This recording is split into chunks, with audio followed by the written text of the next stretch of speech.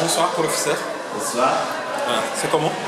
Monsieur Sakura Diagne, professeur de l'aide moderne. Voilà, Monsieur Diagne, on a vu que hier, le système éducatif, en ce qui concerne les classes de CM2, le système a été décrit. Est-ce que vous pouvez faire une lecture parallèle par rapport à ça? Oui, c'est suite au dernier rapport, celui des confirmés.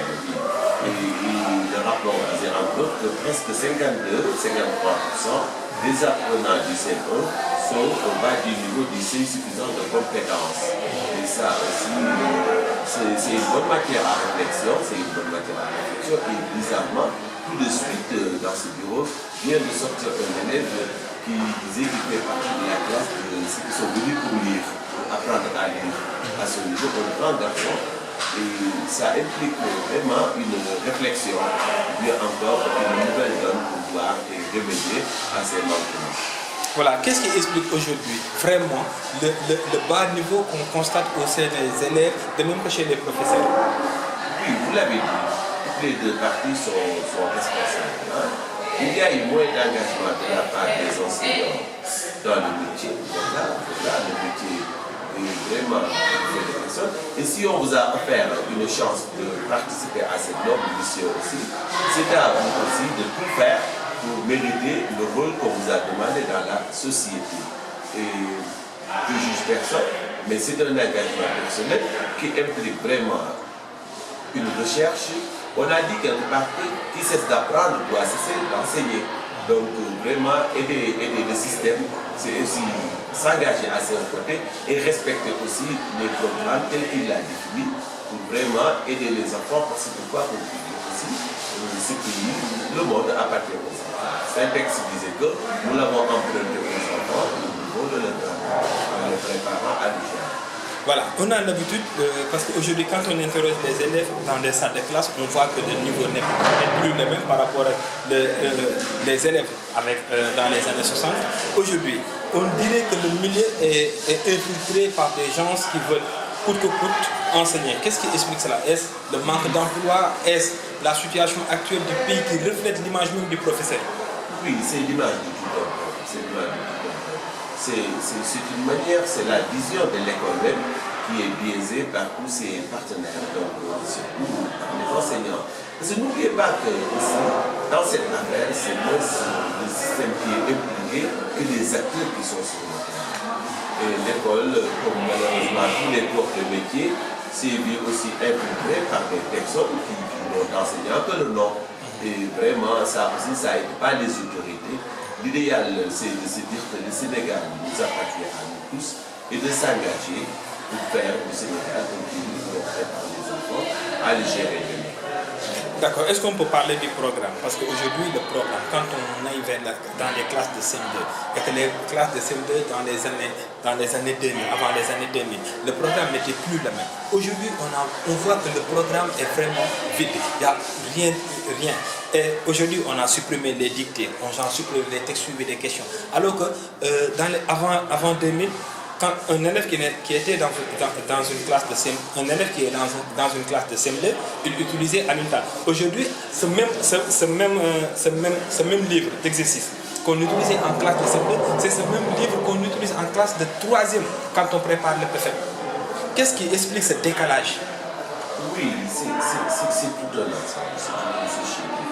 Avec, par exemple, personne n'aide les enseignants en réalité. Et nous, on parle du postulaté des cartésiens comme quoi le bon sens est la chose la mieux partagée. Et il n'existerait pas, à mon avis personnel, d'élèves intelligents ou bien d'élèves non intelligents. Donc tout dépend du coaching. Donc c'est aux enseignants. Souvent, ce truc qu'on constate implique plus les adultes que les enfants proprement. Parce que déjà, il n'y a pas de soutien de l'école au niveau des familles et il n'y a pas de continuation de ce qui se fait. Et voilà, il y a aussi les classes théoriques. Il y a tout un ensemble de facteurs qui font qu'on doit cesser aussi d'accuser tout le temps le système, le gouvernement et nous revoir pour voir ce qui ne fonctionne pas, parce que aussi quelque part, nous sommes des employés de l'État qui a fait un programme. Nous devons tout faire en tant qu'enseignants. Ce programme-là aussi, il est pensé par des spécialistes. Et entre autres lignes, dans la formation, c'est souvent ce que je dis. Et vous vous étonnez, je ne suis pas très dans le primaire, mais c'est dommage.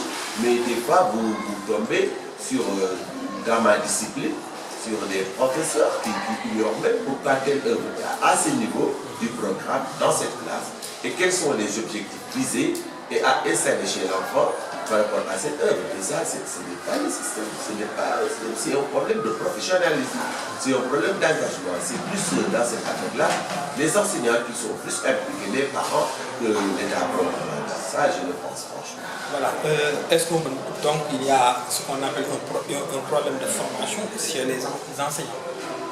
Quand on fait un métier, ça veut dire qu'on a les compétences.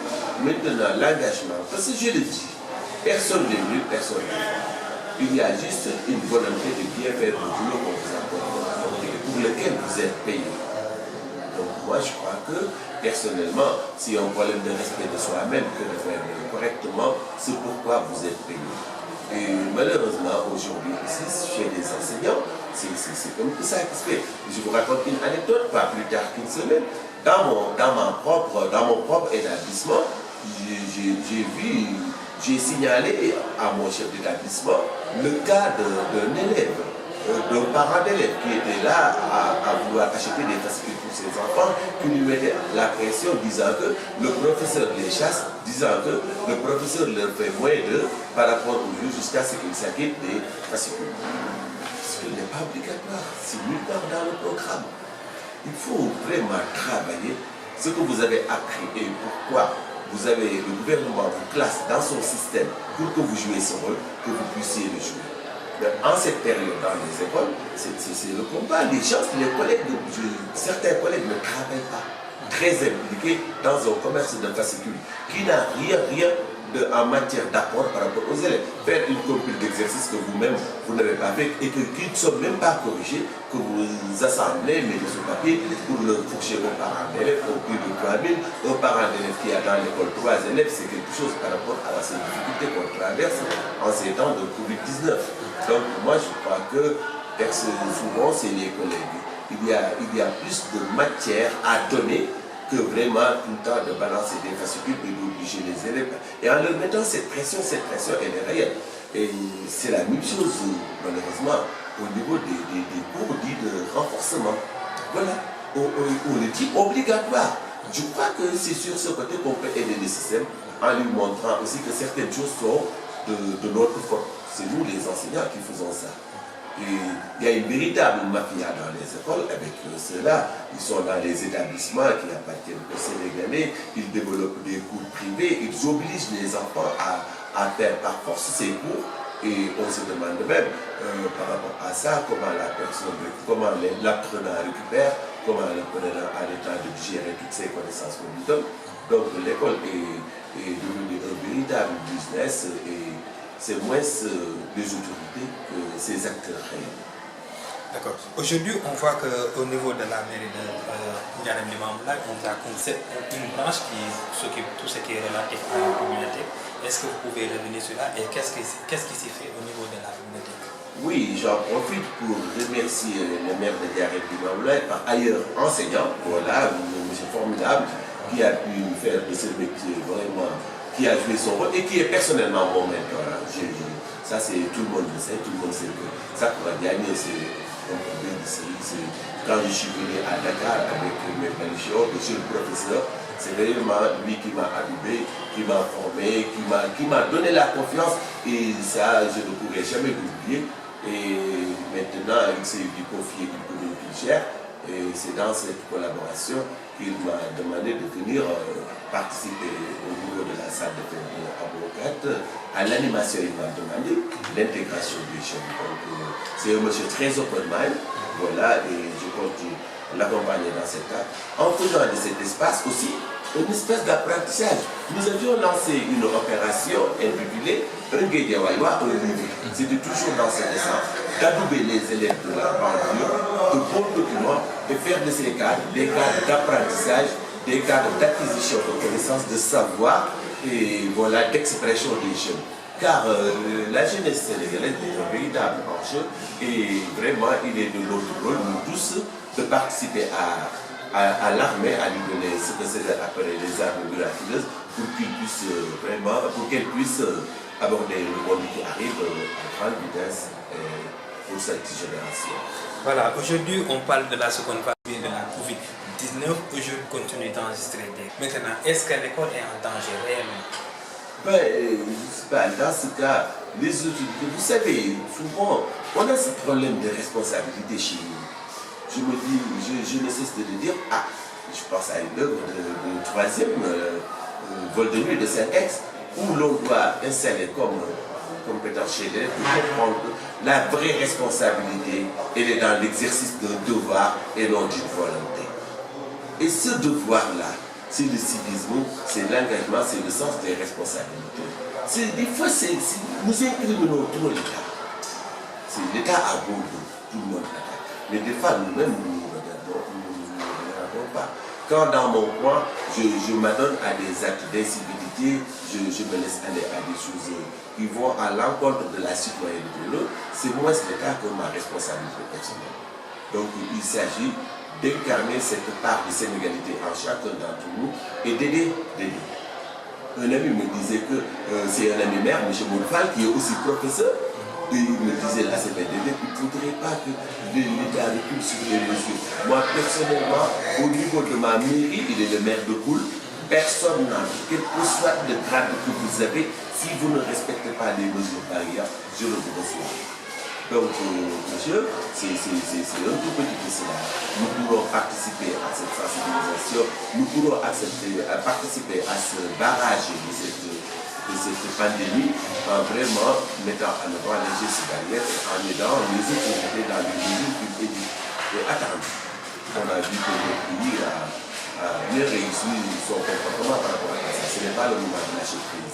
Voilà. On sait aussi que vous êtes des fervents défenseurs des artistes. Aujourd'hui, les artistes ont un sérieux problème en ce qui concerne la pandémie et l'interdiction de leurs activités. Est-ce que vous comptez le soutenir? Oui, on les a vus, je crois que même ils parlent d'aussitôt qu'ils préparent l'événement. Mais bon, l'art, tout le monde en a besoin. Et tout le monde.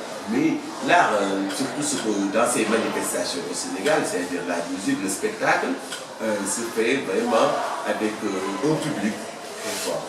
Et je crois que c'est vrai, les artistes souffrent de cette période de renchérissement de leur activité qui les mettent un peu sur la dèche. Mais bon, elle est possible de nous appelons nos amis artistes à essayer de voir, d'accompagner le gouvernement et que peut-être ensemble, on verra le bout du tunnel. Ce pays, toute chose aura une fin et ce pays est assez grand avec ses hommes pour toujours rebondir. Ça peut aller, je crois, ça peut aller.